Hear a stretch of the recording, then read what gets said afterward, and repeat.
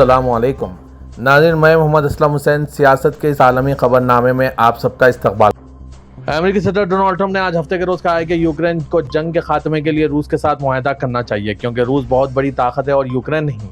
Trump نے یہ بیان الاسکا میں روسی صدر پوٹن کے ساتھ سربراہ اجلاس کے بعد دیا جس میں جنگ بندی پر اتفاق نہیں ہوا۔ خبر رساں ادارے رویٹرز کی رپورٹ کے مطابق پوٹن سے ملاقات کے بعد ڈونلڈ ٹرمپ نے زیلنسکی اور یورپی رہنماؤں سے بھی بات کی۔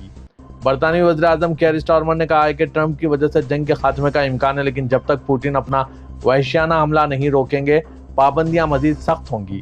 اسی دوران سابق جرمن سفیر وولف گینگ ایسچینکر نے social media platform X پر لکھا کہ پوٹن نے ٹرمپ سے ریڈ کارپیٹ ٹریٹمنٹ کروائی جبکہ ٹرمپ کو کچھ نہیں ملا، نہ جنگ بندی نہ امن۔ اس طرح پوٹن کو 1-0 کی برتری حاصل ہے۔ ساتھ ہی ٹرمپ نے اپنا موقف بدلتے ہوئے کہا کہ وہ اور پوٹن نے اس بات پر اتفاق کیا ہے کہ بات چیت براہ راست امن معاہدے کی طرف لے جائے اور اسے صرف جنگ بندی تک محدود نہیں رہنا چاہیے۔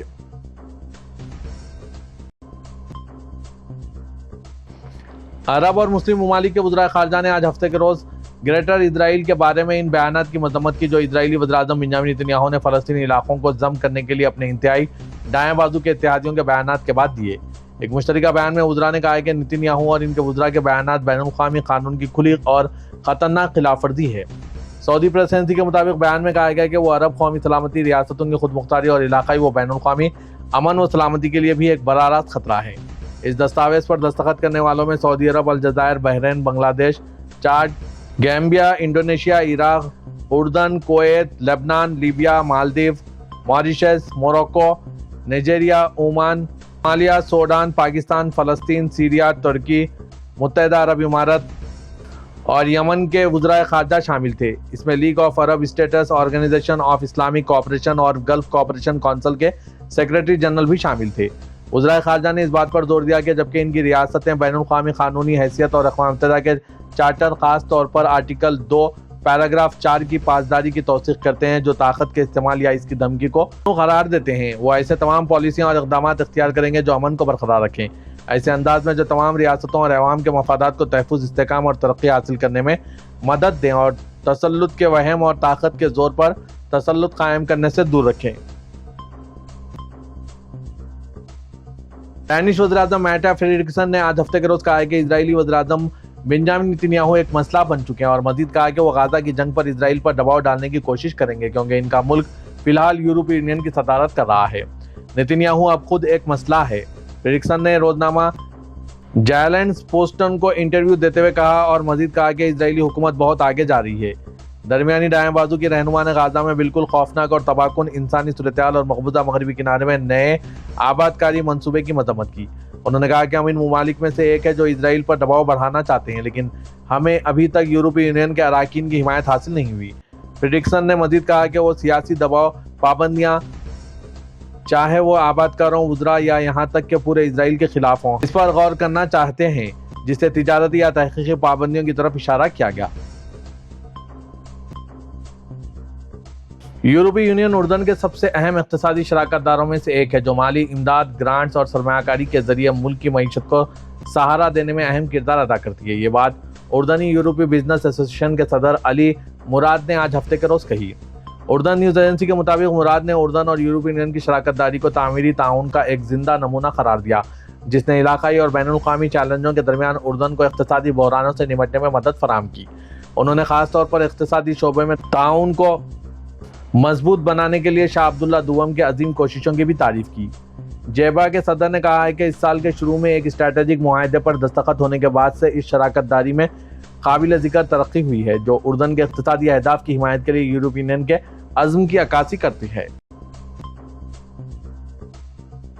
برطانیہ کی 6 معروف یونیورسٹیوں پر فلسطین کے ساتھ یکجہتی کی سرگرمیوں کے خلاف سخت دباؤ ڈالنے کا الزام عائد کیا گیا ہے، جیسا کہ ایک نئی رپورٹ میں انکشاف کیا گیا ہے کہ جو سوشل انوویٹرز فار جسٹس نے جاری کی ہے۔ یہ برطانیہ میں قائم ایک کارکن گروپ ہے جو انسانی حقوق کے فروغ اور ناانصافی میں کارپوریٹ اور ادارہ جاتی شمولیت کو چیلنج کرنے پر مرکوز ہیں۔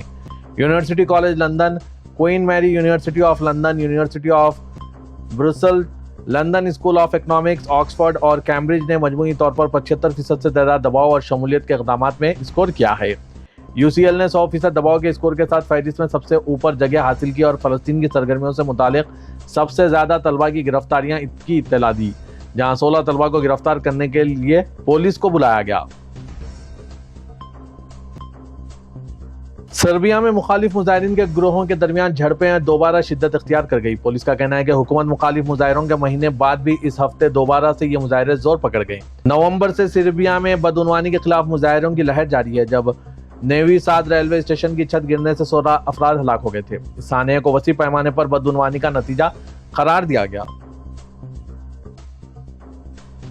अक़वाम मुत्तहिदा के इंसानी हुकूक के दफ्तर ने कहा है कि मई के आखिर से गाजा में इमदाद हासिल करने की कोशिश के दौरान कम से कम 1760 फलस्तीनी हलाक हो चुके हैं, जो अगस्त के आगाज में जारी करदा पिछले आदादशुमार से कई सौ ज्यादा है। अक़वाम मुत्तहिदा के दफ्तर बराए मकबूजा फलस्तीनी इलाके ने एक बयान में कहा 27 में से 13 अगस्त तक कम से कम 1760 फलस्तीनी इमदाद हासिल करने की कोशिश में अपनी जान से हाथ धो बैठे, जिनमें से 994 गाजा ह्यूमैनिटेरियन फाउंडेशन के मुकामात के करीब और 766 सप्लाई काफिलों के रास्ते पर मारे गए।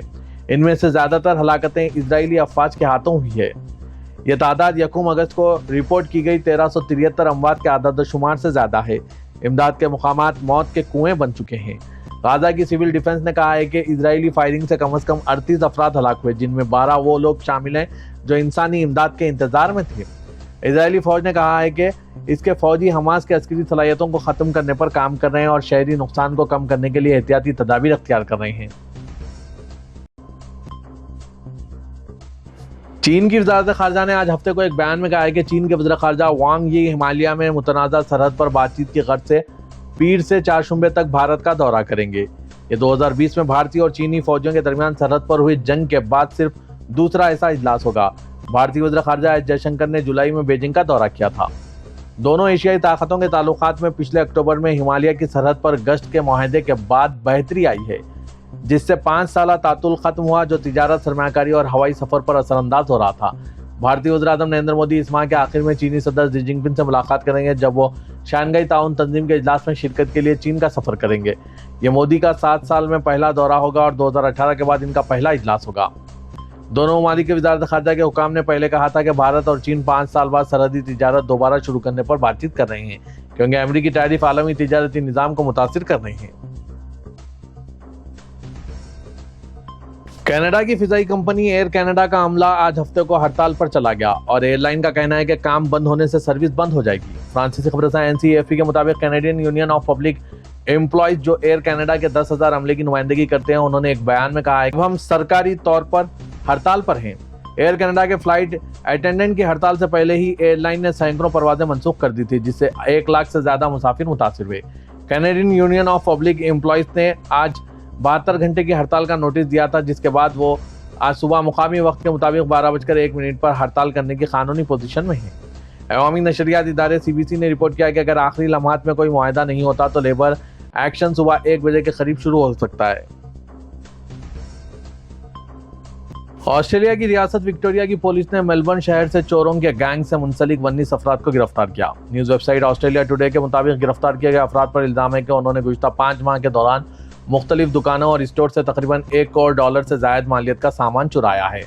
पुलिस की जानिब से गिरफ्तार किए गए अफराद में बड़ी तादाद में हिंदुस्तानी शहरियों की बताई जा रही है।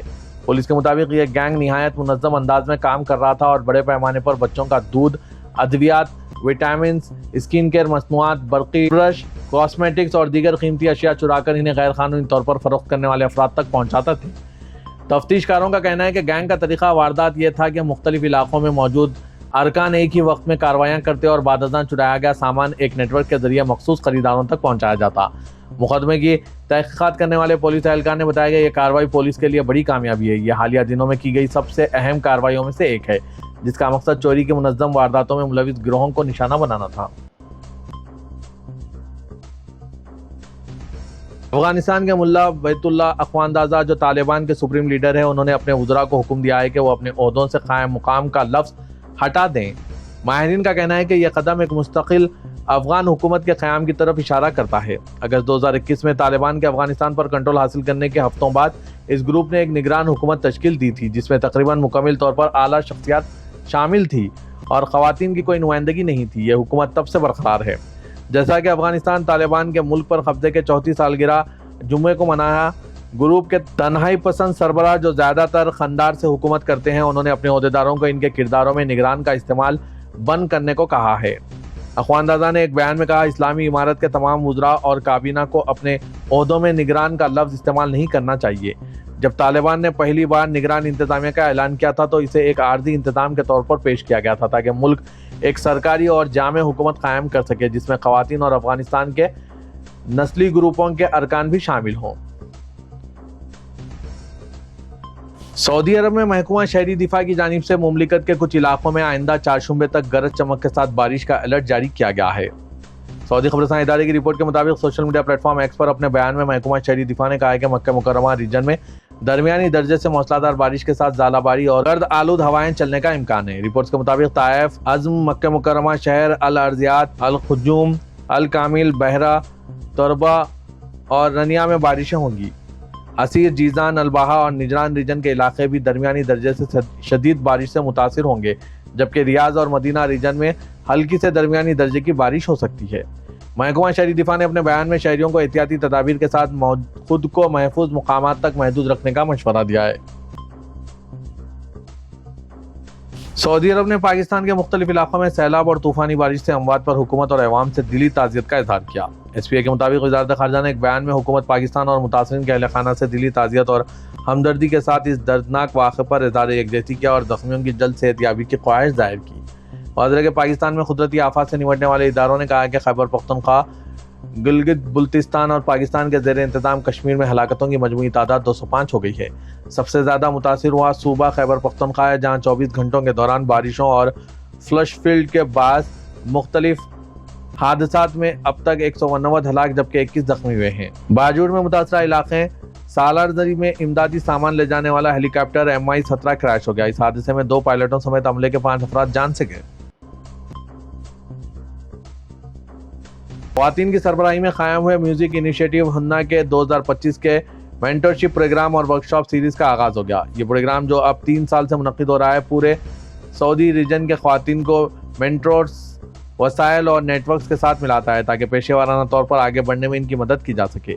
सऊदी अरब, फ़लस्तीन, लेबनान, उर्दन, मिस्र और दीगर मुल्कों से 120 से ज़्यादा ख़वातीन इस प्रोग्राम से वाबस्ता हैं। इस साल प्रोग्राम का आगाज़ जुलाई से हुआ, जिसमें 6 शुरका को मौसीकी के नज़्म व ज़ब्त से मुंसलिक प्रोफेशनल मेंटर्स के साथ जोड़ दिया गया। इन 6 ख़वातीन में से हर एक माहाना बुनियादों पर बराह रास्त अपने मेंटर से सलाह लेंगी और इन्हें ज़रूरत के मुताबिक पेशरफ्त का प्लान और हुन्ना के वसी प्रोग्राम तक रसाई दी जाएगी।